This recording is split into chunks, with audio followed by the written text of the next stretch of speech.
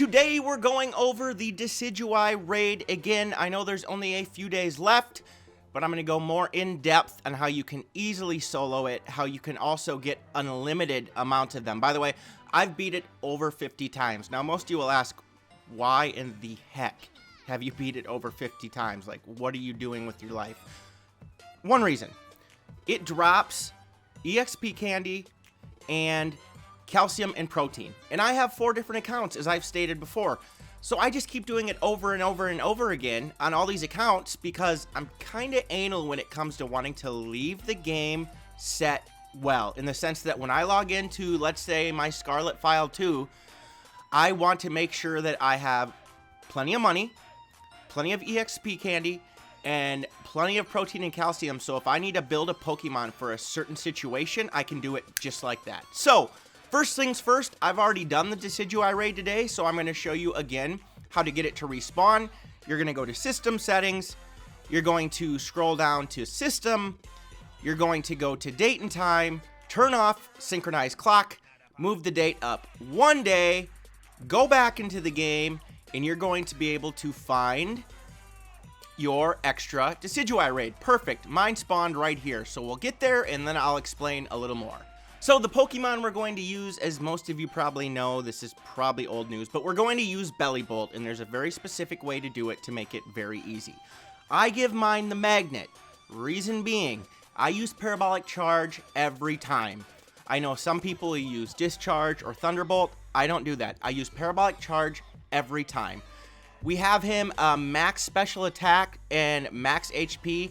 Mine, for some reason, doesn't get exactly maxed HP because I think I gave him an iron for defense before I gave him all 26 HP ups. So that's what I'm dealing with right now. But you're going to want 252 special attack, 252 HP, and then put the rest into defense because Decidueye is a physical attacker, and that's what makes it, you know, survive a little bit more.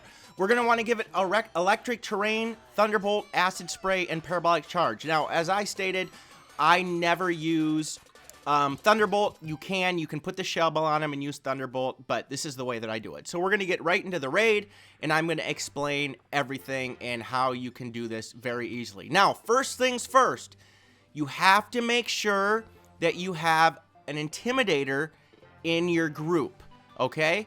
So, honestly, I actually think this raid is easier to solo than it is to do it online with other people, because you can use Miraidon, you can use a few other electric Pokemon, Frigoraph if you want to have Sap Zipper, but we're going to use Bellibolt, and we're going to go in and challenge alone, and we're going to see if we have an Intimidator or not. 2 Intimidators is better, but you just need 1.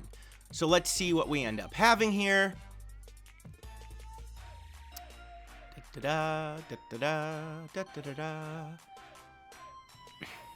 Okay, here we go.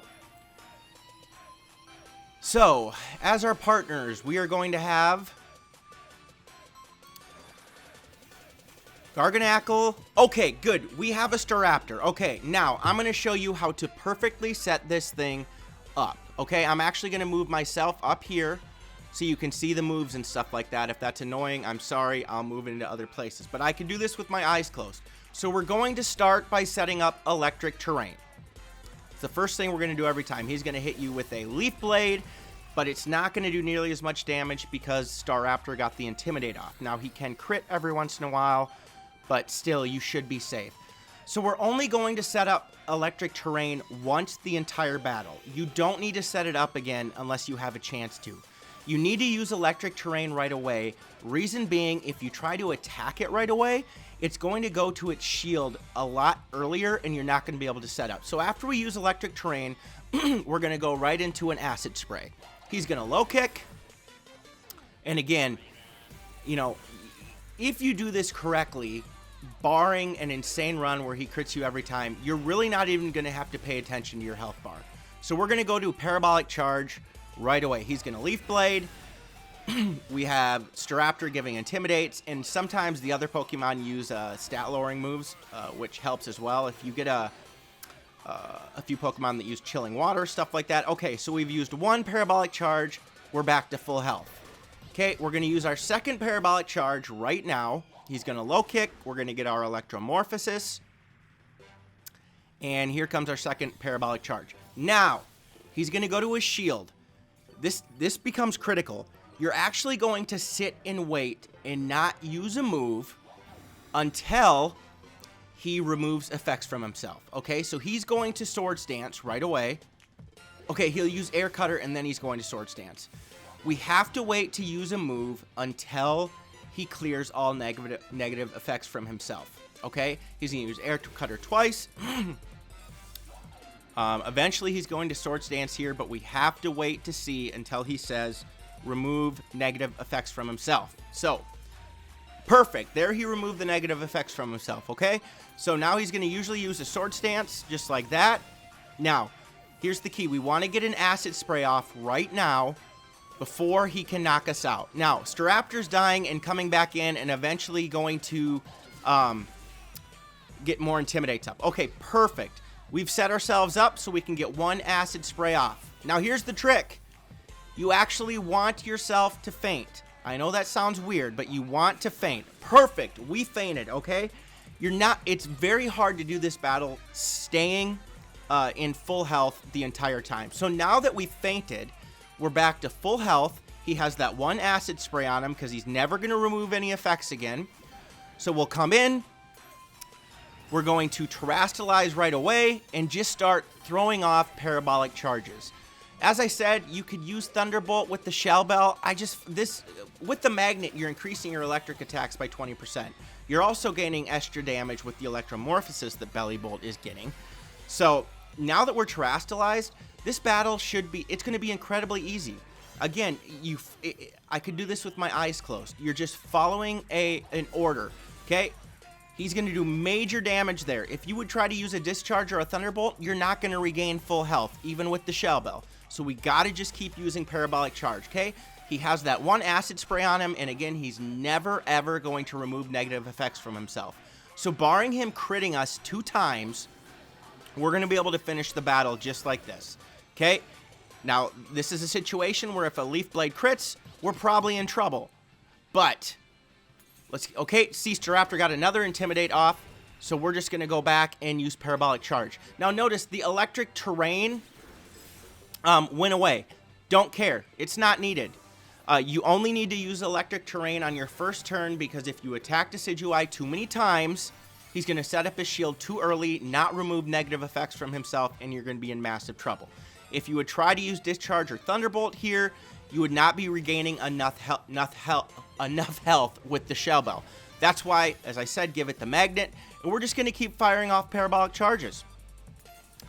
This battle, you know, it was, as long as you get that Intimidator when you start, it's basically won before it's over, barring some insane situation where he crits twice with 2 Leaf Blades, but that maybe happens 1 every 50 times, and as I said, I've probably done this over 50 times, at least 10 to 15 times on each account.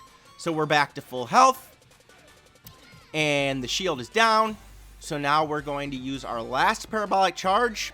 He's going to low kick, activate Electromorphosis, and our last Parabolic Charge is going to finish the battle. So that's how easy it can be, guys. I know there's only, like, counting today, there's 2 days to 3 days left of the Decidueye raid.